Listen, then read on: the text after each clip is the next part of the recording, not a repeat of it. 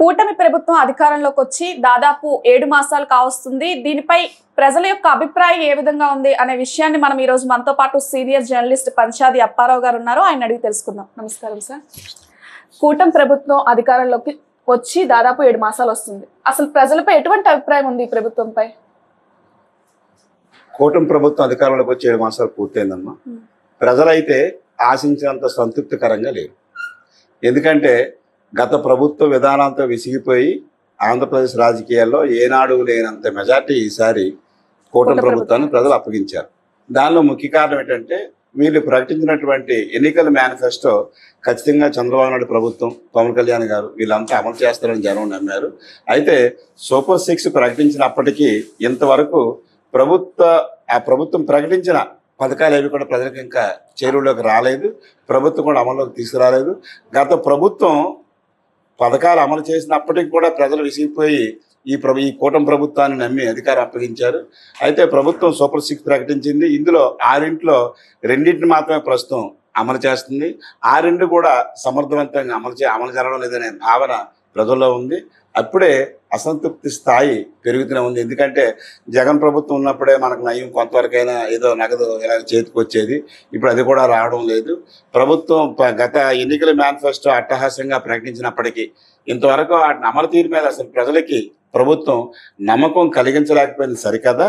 ఇప్పుడు కొత్తగా ముఖ్యమంత్రి చంద్రబాబు నాయుడు గారు ఆర్థిక పరిస్థితి బాగలేదు, ప్రజలు అర్థం చేసుకుంటారని చెప్తున్నారు. అమ్మ, ప్రజలకి ఈ ఆర్థిక పరిస్థితులతో వీటితో ఏ సంబంధం ఉండదు.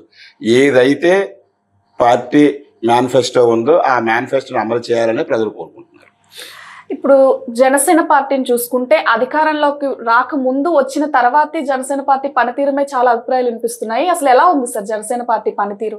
అమ్మ, ఎన్నికలకు ముందు జనసేన పార్టీ ఇండివిజువల్గా ఉండేది. నాయకులు కూడా యాక్టివ్గా పనిచేసేవారు, హుషారుగా ఉండేవారు. ఎన్నికల్లో కూటమి ప్రభుత్వం అధికారంలోకి వచ్చిన తర్వాత ఎందుకో తెలియదు కానీ విచిత్రంగా ఈ జిల్లాలో జనసేన పార్టీ డేలా పడిపోయింది. గతంలో అంత హుషారు జోష్ కానీ ఇప్పుడు ఆ పార్టీలో కనిపించడం లేదు. తర్వాత ఎక్కడైనా ప్రభుత్వం అధికారంలోకి వచ్చిన తర్వాత చేరికలు పెరిగితాయి. కానీ విజయనగరం జిల్లాలో ఒక నెల్లిమర్ల కాన్స్టిట్యున్సీ తప్పితే ఎక్కడ చేరికలు కనిపించడం లేదు. పెద్ద స్థాయి నాయకులు ఎవరు కూడా జనసేనలో చేరేటందుకు సుముఖంగా లేరు. అసలు వాస్తవంగా చెప్పాలంటే విజయనగరం జిల్లాలో జనసేనకి జిల్లా అధ్యక్షులు లేరు. జనరల్గా అధికారంలో ఉన్న ప్రభుత్వానికి జిల్లా అధ్యక్షులు చాలా మంది చేస్తారని ముందుకు వస్తుంటారు. తర్వాత జనసేన కోసం కష్టపడిన నాయకులకు కూడా తగిన గుర్తింపు ఇక్కడ లేదు. నాకు తెలిసినంత వరకు జనసేన తరఫున ఒకే ఒక నామినేటెడ్ పోస్ట్ వచ్చింది. అది పాలవాల శశిభూషణ్ గారికి వచ్చింది.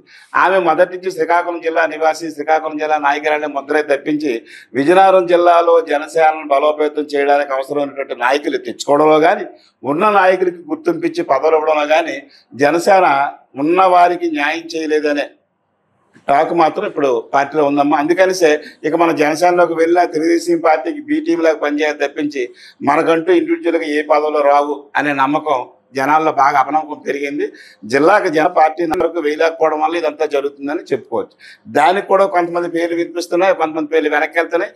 ఎందుకో జనసేన పార్టీ సంస్థాగత నిర్మాణం మీద పెద్దగా దృష్టి పెట్టినట్టు కనిపించడం లేదు. ముఖ్యంగా కూటమి ప్రభుత్వం అధికారంలోకి రావడానికి గల కారణం వాళ్ళ మేనిఫెస్టోలో ముఖ్యంగా చూసుకుంటే దీపం 2 పథకం సబ్సిడీ, గ్యాస్ సబ్సిడీ అనేది ప్రతి ఒక్కరికి ఇస్తామని జరగడం జరిగింది. కానీ ఇప్పుడు ఆ సబ్సిడీ అనేది ఎవరికి పడట్లేదు అంటున్నారు. అసలు దీనిపై భిన్న అభిప్రాయాలు వినిపిస్తున్నాయి. ఏంటి సార్ అసలు దీని రాష్ట్రంలో ఇతర జిల్లాల పరిస్థితి ఎలా ఉందో కానీ ఈ జిల్లా సబ్సిడీ విషయంలో ఎవరిని అడగాలో కూడా ప్రజలకు అర్థం కాదు. ఈ జిల్లాలో దీపం 2 పథకం పూర్తిగా అటక్లాస్ అయిపోయింది. ఎందుకంటే చాలా మంది మహిళలకి ఈ పథకంలో గ్యాస్ సబ్సిడీ పథకంలో డబ్బులు పడడం లేదు. అసలు బాధాకరమైన విషయం ఏంటంటే ఈ పడని గ్యాస్ సబ్సిడీ కోసం ఎవరిని అడగాలి? చాలా మంది కలెక్టరేట్కి వెళ్తారు, డిఎస్ఓ సెక్షన్లో మాట్లాడుతారు, అక్కడ ఎవరో ఒక అధికారం రాయడం మీ పడలేదని చెప్తారు. కొంతమంది బ్యాంక్కి వెళ్తారు. అసలు దీనికి బాధ్యతగా సమాధానం చెప్పాల్సినటువంటి యంత్రాంగం కానీ ఆ మెషినరీ కానీ ఇక్కడ ఎక్కడా లేదు. దానివల్ల ప్రజలు ముఖ్యంగా మహిళలు సంతృప్తికరంగా ఉంటేనే ప్రభుత్వం సాటిస్ఫాక్షన్ ఉన్నట్టు. ఇప్పుడు ఎంత అభిమానంతో కూటమి ప్రభుత్వాన్ని అధికారంలోకి తీసుకొచ్చారు అదే ప్రజలు ఈ గ్యాస్ సబ్సిడీ విషయంలో ప్రభుత్వం మీద అసంతృప్తితో ఉన్నారు. ముఖ్యంగా మహిళలు. ఇది రాబోయే రోజుల్లో జరగబోయే ఎన్నికల మీద ఖచ్చితంగా దాని ప్రభావం కనిపిస్తుందన్న సందేహం లేదు. అసలు జిల్లా కలెక్టర్ గారు కానీ, మున్సిపల్ కమిషనర్ కానీ, ఇంకెవరైనా కానివ్వండి, ఒక బాధ్యతాయుతమైనటువంటి వ్యక్తిని సపోజ్ మీకే గ్యాస్ పడలేదు ఎవరిని అడగాలి? నేను ఉన్నాను, మా ఫ్రెండ్స్కి చాలా మంది పడలేదు. పడకపోతే డిఎస్ఓ సెక్షన్కి వెళ్ళి కృపారావు గారిని అడిగారు. ఆయన సారికి మీకు కనిపించట్లేదు, లింక్ కావాలని ఆయన చెప్తాను. మున్సిపాలిటీకి వెళ్తే ఆయన అంటే మాకు సంబంధం సార్. బ్యాంక్కి వెళ్తే అమ్మ బ్యాంక్ లింకప్ చేస్తామని అడుగుతుంది. అయితే ఎవరిని అడగాలి? దానికి బదులు అంటే యాజ్ ఎ సీనియర్ జర్నలిస్ట్గా నా ఆలోచన ఏంటంటే తెలంగాణ ప్రభుత్వం లాగే 500 కానీ గ్యాస్ సిలిండర్ ఇస్తుంటే గొడవ లేకపోయింది. అసలు సబ్సిడీ పూర్తిగా 500కి ఇప్పించుకుంటే అంటే మహిళలకి ఎంత డిస్సాటిస్ఫాక్షన్. అసలు నిజంగా చెప్పాలంటే ఇప్పటికిప్పుడు కానీ సర్వే చేస్తే గ్యాస్ సబ్సిడీ మీద మహిళలు చాలా అసంతృప్తిగా ఉన్నారు. ఎందుకంటే ఈ డబ్బులు పడకపోతే ఆడవాళ్ళకి మరి ఎంత అంత బాధ కలగదు.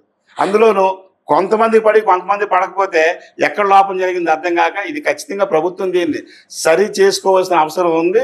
సరి చేసుకోకపోతే భవిష్యత్తులో కూటమి ప్రభుత్వం దీనికి తగిన మూల్యం చెల్లించుతాం. కూటమి ప్రభుత్వం వచ్చిన తర్వాత నామినేటెడ్ పదవులు, ముఖ్యంగా మన జిల్లాలో చూసుకుంటే నామినేటెడ్ పదవులపై అసంతృప్తి అనేది నాయకులపై ఉందని చాలా మంది అంటున్నారు. అసలు నామినేటెడ్ పదవులు తీరు ఎలా ఉంది, ప్రభుత్వం ఎలా ఇస్తుంది అంటున్నారు? మంచి ప్రశ్న అడిగారమ్మా. ఏదైనా ఒక ప్రభుత్వం అధికారంలోకి వచ్చినప్పుడు ఆ జెండా మోసిన వాళ్ళకి పదవులు వస్తాయని ఆశ ఉంటుంది. కానీ ఈ ప్రభుత్వం అధికారంలోకి వచ్చిన తర్వాత కొన్ని నామినేట్ పోస్టులు ఇచ్చిన కొంతమందికి ఇచ్చారు. కానీ యాక్చువల్గా ఎవరైతే పార్టీ కోసం కష్టపడ్డారు, ఎవరైతే అవసరాల సమయంలో టికెట్లు త్యాగం చేశారు, అటువంటి వాళ్ళు గుర్తిస్తే పార్టీ లీడ్ అవుతుంది ముందుకి. మీకు ఉదాహరణ చెప్తాను, ఒక ఎగ్జాంపుల్ చెప్తాను. తెలుగుదేశం పార్టీ ముందు మాట్లాడుకుందాం. తెలుగుదేశం పార్టీ జిల్లా పార్లమెంటరీ పార్టీ అధ్యక్షులు కిమిడి నాగార్జున గారు, ఆయన పార్టీ బాగా కష్టకాలంలో ఉన్నప్పుడు జెండా మోసారు, అక్కడ ఇబ్బందులు పడ్డారు. అందులో అక్కడ ప్రత్యర్థి సాక్షాత్తు బొత్స సత్యనారాయణ గారు. అలాంటి కాన్స్టిట్యూన్సీలో పార్టీని లీడ్ చేసుకొచ్చి డెవలప్ చేసుకొచ్చి అంతా చేసిన తర్వాత చివరి క్షణంలో ఆయనకు టికెట్ ఇవ్వలేదు. సరే, పార్టీ సమీకరణలు టికెట్ ఇవ్వడం రకరకాల సమీకరణలు ఉంటాయి, వాళ్ళ ఫ్యామిలీకి ఇచ్చారు కానీ పెద్ద సమస్య కాకపోవచ్చు. కానీ ఇంతవరకు ఆయనకి ఏ నామినేట్ పదవి కూడా ఇవ్వలేదు. మరి జిల్లా రథసారథికే నామినేట్ పదవి లేకపోతే కింద ఉన్న ఖాతికి ఏం సమాధానం చెప్పగలుగుతారు? కింద ఉన్న వాళ్ళకి ఏం పోస్టులు వస్తాయి? అలాగే జిల్లా పార్టీ ప్రధాన కార్యదర్శి ఐవీపీ రాజు గారు, నాకు తెలిసినప్పటి నుంచి ఆయన కౌన్సిలర్ పోస్ట్ చేశారు, తర్వాత ఏమో ఖాళీ బోర్డు వైస్ చైర్మన్ చేశారు. తప్పితే జిల్లాలో ఆయనకి పార్టీ కోసం కష్టపడడం, పార్టీని డెవలప్మెంట్ చేయడం కోసం ఆయన కృషి చేయడం తప్పించి ఆయనకి ఇంతవరకు ఏ నామినేట్ పోస్ట్ కూడా రాలేదు. మరి పెద్ద స్థాయిలో అలాగుంటే మరి కింద స్థాయిలో ఇంకెలాగ ఉంటుంది? జనసేన తరపున కూడా ఒకరికి ఇచ్చే నామినేట్ పోస్ట్ ఇంకెవరికి రాలేదు. మరి పదవుల మీద ఆశ ఉంటే రేపు పొద్దున్న మళ్ళీ డబ్బులు ఖర్చు పెట్టుకొని మళ్ళీ పార్టీని ఎలా డెవలప్ చేయగలుగుతారు? గ్రామీణ ప్రాంతాల్లో ముఖ్యంగా నామినేట్ పదవుల తాలూకా చిచ్చు అనేది గ్రామీణ ప్రాంతాల్లో గట్టిగా ఉంది. మన విజయనగరం జిల్లా విషయానికి వస్తే పక్కన విశాఖపట్నం ఎంతో అభివృద్ధి చెందుతుంది. మన విజయనగరం విషయానికి వస్తే నాయకులు పనితీరు లేదా, లేదంటే విజయనగరం ఏ విధంగా అభివృద్ధి చెందాలి అనే అవగాహన నాయకుల్లో లేదా అనే విషయం అందరికీ అర్థం కావట్లేదు. విశాఖపట్నం ఉంది కాబట్టి విజయనగరం కూడా ట్విన్ సిటీస్ లాగా అభివృద్ధి చెందాలి, కానీ అలాంటిదే ఇక్కడ కనిపించట్లేదు. అసలు విజయనగరం అభివృద్ధిపై నాయకులు లోపం ఏమైనా ఏ విధంగా ఉందంట? మంచి ప్రశ్న అడిగారమ్మా.